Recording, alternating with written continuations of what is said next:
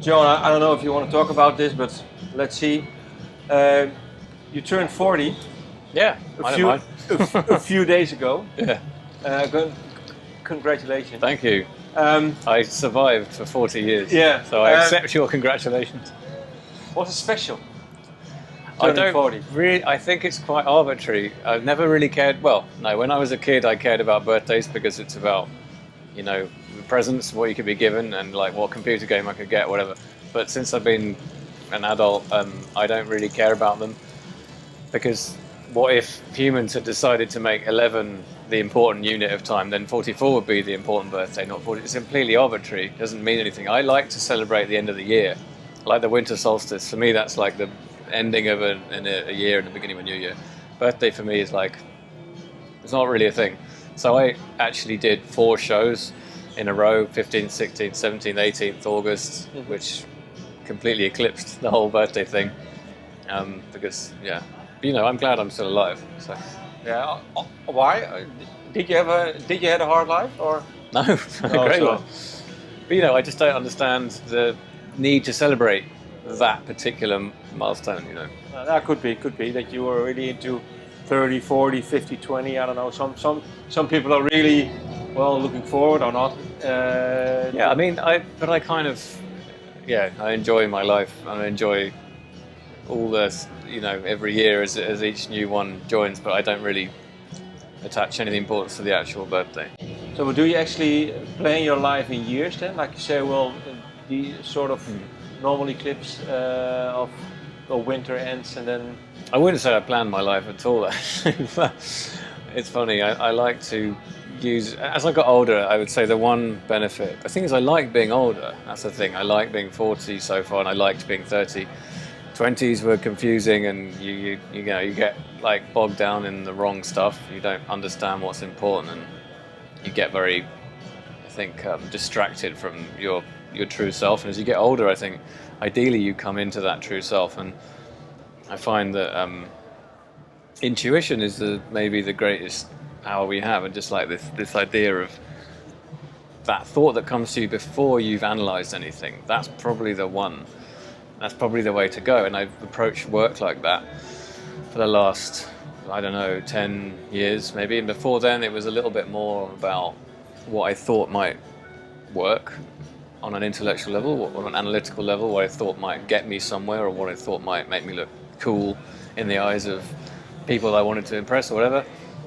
And that, as I've got older, has just kind of faded away, and now I'm just like, this is the music I want to make. And this most recent album is a good example of something made with integrity, not really caring if people like it or not, but having some quite new agey themes that you could that are maybe vulnerable to being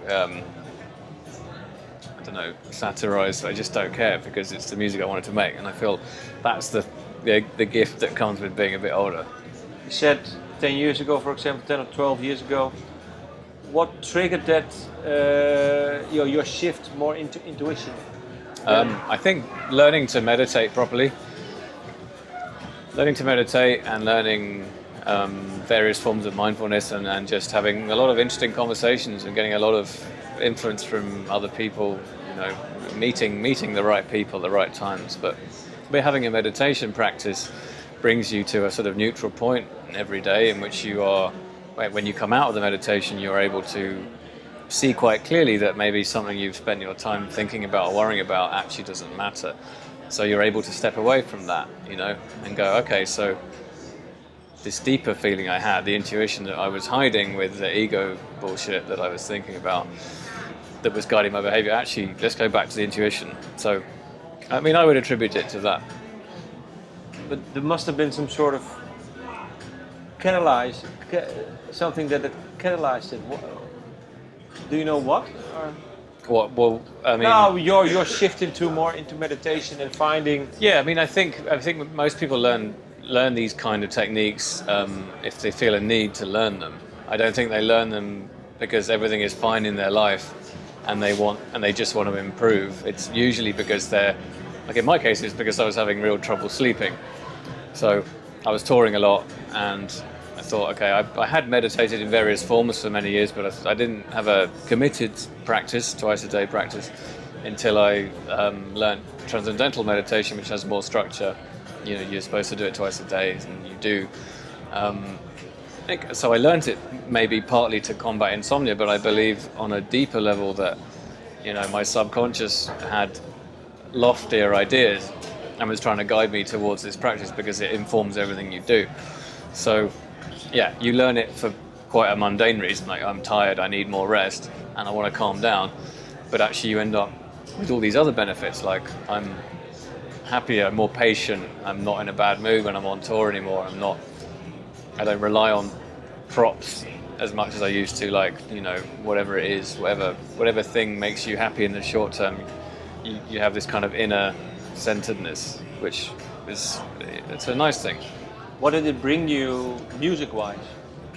I think it allowed me to express ideas musically without worrying so much about how they would be received, which sounds like a cliched idea of what you might want as a musician, but it's really important because when you start out, there's so much ego involved, and you don't have any confidence, and yeah, you might have flashes of, well, this is just really for me. I can't talk for anyone else, but because obviously there are some people that write their best albums when they're young, but for me it's been a gradual process of integrating the ego nonsense with my true self and like trying to bring that out into the music, and that stuff just does take time. But did your music also change? I think so. I mean, to me it sounds different, and it sounds deeper, and it sounds more connected. But you know, it's hard for me to judge it. No, but I mean, if you look back yourself, maybe I don't know, sound-wise, how you make it, how you create it, how you. Yeah, I mean that stuff's always changing. Yeah. Because I mean, with every album I make, I would say I change 2 or 3 key things within the studio. So I'll get a new instrument, or I'll change workstation over. I mean, I found something I love now with Ableton, which is a very creative platform, and I'll try and occasionally restrict myself by saying I'm not going to use this thing that I used a lot before. It doesn't usually work. As I said, I wasn't going to use so much piano, and then I remembered that I'm a pianist, so that's a ridiculous idea. But like, you know, I think again, intuition comes into it. If you feel you need something new, because you know, sometimes you bring in a new synth and you play it, and you're like, a melody comes out that would not have come out on the stuff you had already. But other times you can bring in new stuff and you get lost in trying to learn how to use the thing in the first place, or you get lost in the tedium of technology. So there's a balance in there that's important to find. With this in hindsight, with this in mind, when you were 12, you started studying the piano. As a kid, and I think 12 years, you're still young. Yeah. Were you then also more studying the piano with your intuition? No, so I mean, I started playing when I was more like 4 or 5, and this was all intuition. And I was improvising, and that's all I did. And I thought, this is all I want to do. But then my parents, luckily now I can see, were like, no, you should have lessons. So I started having lessons at the age of 7, and then at 12 I went to the Royal College of Music and had more serious lessons. And it wasn't until then that I actually thought, this is maybe a potential career, because I really enjoyed this. I had this amazing young teacher, and she was like, it's like a 26-year-old Australian piano, like a genius herself on the piano, really amazing. And she inspired me to want to get very seriously into the piano. So I did 4 or 5 years maybe of taking that very seriously. But you're still expressing other people's music, and it's not, I don't know, for me, the fact with electronic music, yeah, I still use the piano, but electronic music, you're creating the instrument. You're not just creating the melodies, you're actually making the sonic universe that people can then inhabit. And that to me is unbeatable. But yeah, I mean, you know, when I write a piano piece these days, which I still do, it's just a process of miking the piano really nicely and sitting there and letting that intuition come through and hopefully landing on something which deserves to exist. What I was thinking sometimes, um, when you grow up being a kid, then you're more into your intuition, and then when you grow up, it all disappears more or less. And like you were saying, maybe 20 years and 30 years, then it more comes back, hopefully. Yeah. So I was thinking, well, maybe how you enjoyed the piano when you were a kid, was it also based on that intuition that you're talking about now? It was amazing. It was amazing. I remember like the first time I remember playing, and like so when I was about 4 or 5 years old, it's the first time I was actually in the same room as a piano, and you know, I had the opportunity to go and not play it because obviously I didn't know how to play it, but I remember just going, I was in a friend's house, I just went over and played a note and just hearing the way the note evolved over time and how the harmonics kind of morphed from one area to another, and just thinking, obviously at that age not knowing why I found that interesting, but looking back on it I remember the sound of it and thinking, this is just mesmerizing to me, and then gradually just starting to figure out what sounded good. It was magical, but then nothing beat the magic of getting my first electronic instruments, my first synths and first, you know, like a home keyboard or whatever. You know, and hearing electronic music for the first time was the most exciting thing of all. What was it? Sorry? What was the... What was it? It was, I can't remember the exact piece, but it was like, it would have been 1986 or 7, and I was, like 6, 7 years old. And I remember it really just being what was available on the radio at the time. There was no internet, so you hear what is being played. And I remember Crockett's theme by Jan Hammer, just hearing that and being like, wow, that's cool.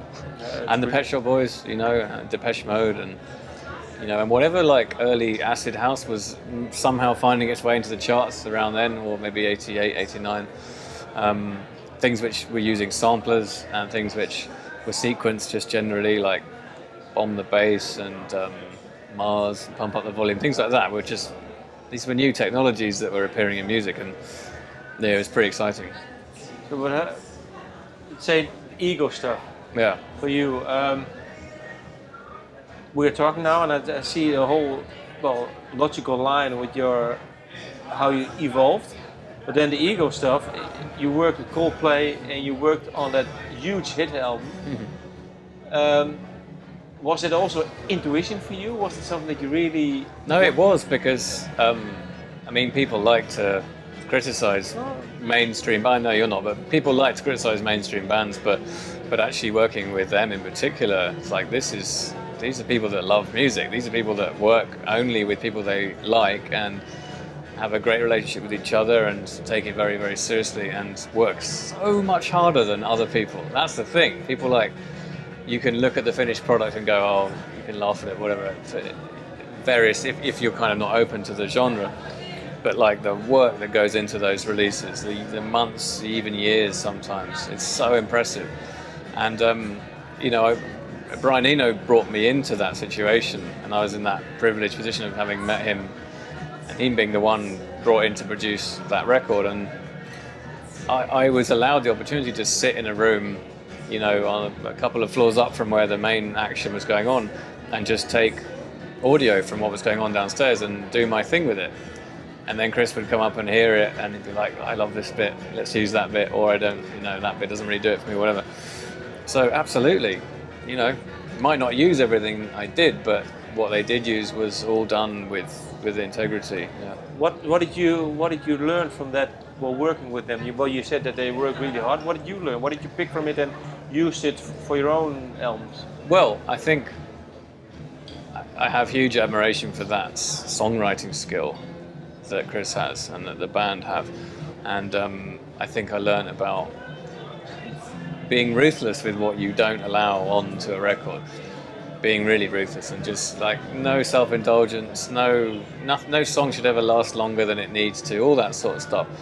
I mean, you may listen to what I do now and go, well, you make quite a lot of 12-minute songs, but in my opinion they need to be that long to make their point. And I'm actually, even with those really long tracks, I'm equally ruthless. So quality control, you know, I don't want there to be a wasted song on a record. I think it's, I like to take that really seriously. I don't want to put a filler on there. I don't want to make it not a minute longer than it should be. When I speak to artists, then sometimes when we look back on previous albums and they say, well, it was me back then, and if I hear it now, then they say, well, that could be better, this could Yeah. be better. How do you look back on your previous work? Is it say, well, it stands the test of time, it is really good, or it's... I mean, some of it yes, some of it no. I think I probably have the same reaction as the ones you're giving as examples. So like there are some tracks on my first album which I wrote most of when I was 19 and 20, where I'm like, I really like those melodies, I like those chord sequences. I don't really like any of the drum programming because that's what tends to date electronic music. I think it's the rhythms and the drum programming.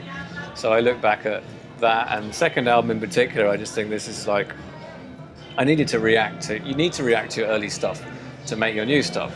So I reacted to my first two albums thinking this is like, it all felt a bit clean and pristine and accurate and a little lifeless, and then I took a long gap after the second one and made my first one for Domino in 2009, and that is where I started doing things which I'm still proud of more. Like, I don't like all of it, but there are tracks on there which I think I'll always be proud of. Were those tracks written prior to your work with Coldplay or after? At the same time, exactly the same time. Oh, 2007, 2008, yeah. So, but I took my time over that record, Insides. I took maybe 3 or 4 years because I was doing so much production for other people and collaborations that I didn't have time to sit there and write in the way that I do these days, just to focus on one thing. And since then it's been also 4 or 5 year gaps. Yeah. Do you constantly work then on new material, or is it just Not really. No, I tend to do. The thing is that I don't work when I'm touring because I can't. My studio it's a physical. There's synths at home. There's a piano. I don't really work with soft synths. So, what I tend to do is like the last 3 albums has been, you do the tour for a year, 2 years. In this case, 2 years plus. And in that time, kind of not really writing new stuff. I do the odd remix here and there. But this is almost kind of a necessity because, like I say, I can't really do it when I'm traveling. But I also, like, the positive side effect of that is that it means that when I do start to write again, my tastes have shifted. My interests have moved forward and my influences are different artists and whatever. And I think that's important. Otherwise, you write the same rubbish that you just did before. But do you know when you work on new material what has shifted? Or afterwards, once you've finished the product and you hear it and say, hey... It's usually that. Although while I'm doing it, I'm always analysing it and thinking, because I follow instinct only. But if it doesn't cause a certain level of excitement in me, then I won't be able to find sufficient energy to even finish it.